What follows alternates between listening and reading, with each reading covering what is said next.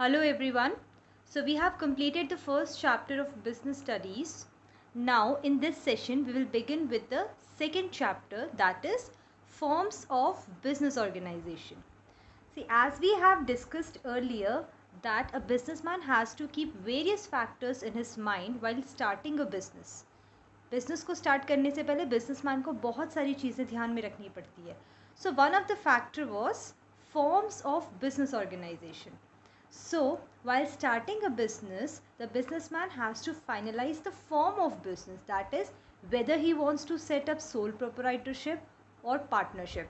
And all his decision depends upon the various factors such as amount of capital, liability, legal formalities, etc. So in this chapter, we will study the various forms of business organizations, which are sole proprietorship, joint Hindu family business, partnership, cooperative societies, and joint stock company. So we will begin with the first form of business, that is sole proprietorship. Now what does sole mean? Sole means one, proprietor means owner. It means a sole proprietor is the one who is the only owner of the business. For example, you often go to buy some registers, pen, chart paper from a small neighborhood stationery store. It means you are interacting with the sole proprietorship. That means the owner of the stationery is running a sole proprietorship business because he is the only owner of his shop. So we can say that sole proprietorship business is a business owned, managed and controlled by a single individual is known as sole proprietorship organization. And it is suitable for a person who is running a small scale business.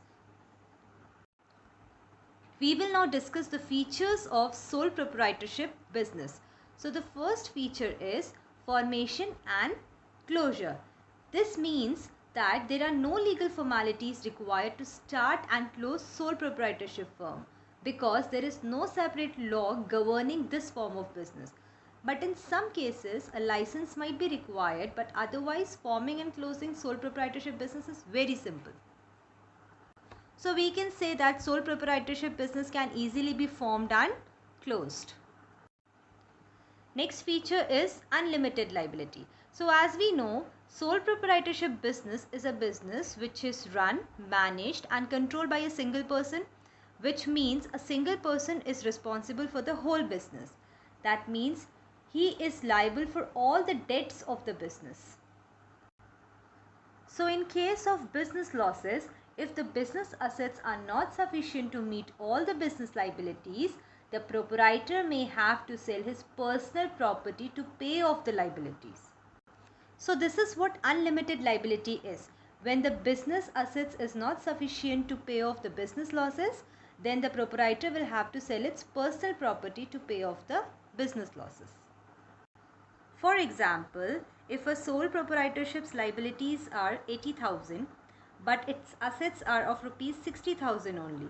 So in this situation, the proprietor will have to bring 20,000 from her or his personal sources, even if he or she has to sell his or her personal car, personal property to pay off the firm's debts. Third is individual risk bearing. As we know, every business organization has to bear risk. So in case of sole proprietorship business also, the risk of failure of business is borne by the sole proprietor. Okay, but if the business is successful, the proprietor enjoys all the benefits also. Next is one man control. So one man control means when the business is controlled by a single person, and that person has the right to run the business and make all the decisions related to business, and he can also carry out his plans without interference from others. Next is no separate legal entity.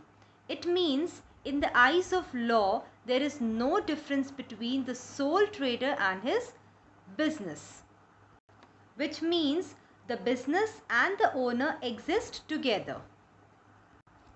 Now, the last feature is lack of business continuity. As we know the business and the owner are one. They are not separate, which means they exist together. So the death, insolvency, incapacity of a owner will have direct effect on the business. So this is what lack of business continuity is, when the death of the owner will have direct impact on the business. Now we will discuss the merits of sole proprietorship business. Merits, or we can say advantages. So the first advantage is quick decision making. As we know, sole proprietorship business is owned and run by a single person. So a sole proprietorship enjoys the freedom of making business decision.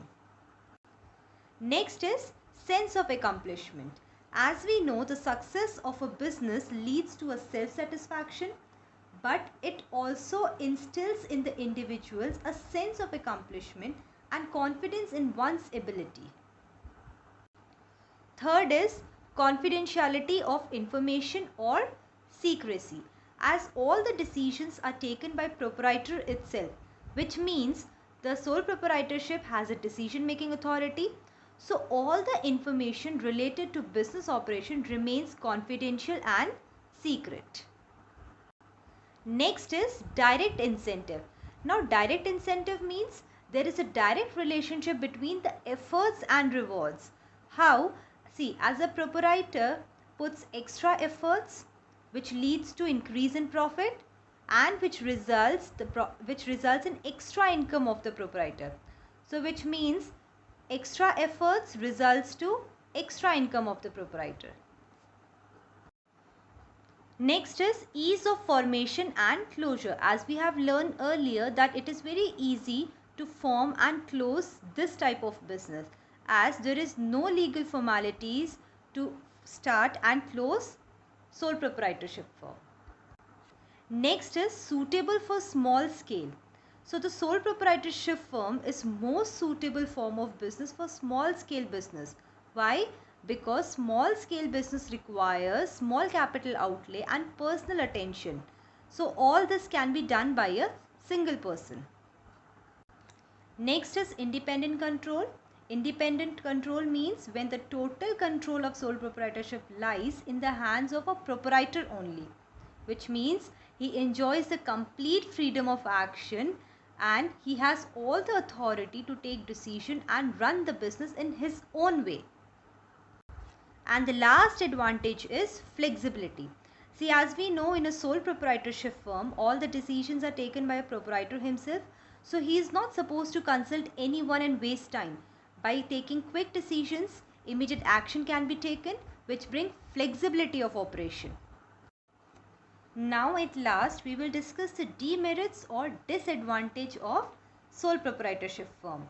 So the first disadvantage is limited resources. In sole proprietorship firm, finance is supplied by a proprietor himself, either from his wealth or from his borrowings.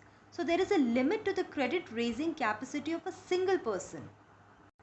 मतलब जब एक single person business शुरू करता है तो वो किससे शुरू करेगा? या तो अपनी सेविंग्स से शुरू करेगा या फिर कहीं से बोरो करके करेगा, लेकिन वो भी क्या होती है, एक लिमिट तक वो सेव कर सकता है या एक लिमिट तक वो कहीं से पैसा अरेंज कर सकता है. So we can say that limited resources is a disadvantage of a sole proprietorship firm.